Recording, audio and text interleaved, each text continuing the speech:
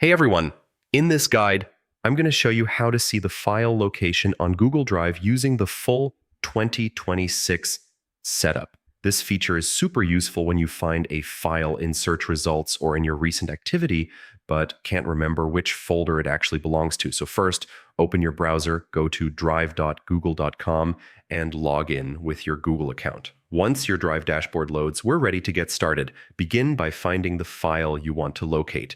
You can browse through My Drive, check Shared with Me, or simply search for the file using the search bar. Once you see the file, click it once or hover your mouse over it. Now look to the top right corner of the screen and click the info icon, the little circle with an eye inside.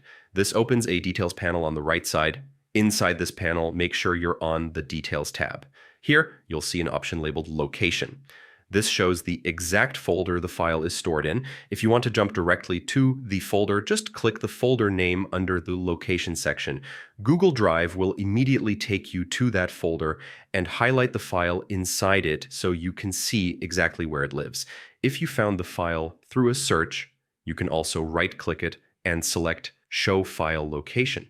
This instantly opens the folder where the file is stored, which is super helpful if your drive has lots of layers or shared folders. This same trick works in the Recent, Starred, and Shared with Me sections as well. Just right-click the file and choose Show File Location, and Drive will take you straight to the right place. When the file is buried inside several nested folders, Google Drive will show the full folder path, so you always know how to get back to it later. And that's it. That's how to show the file location on Google Drive using the 2026 setup. It's a quick shortcut that makes navigating a large or messy drive a whole lot easier.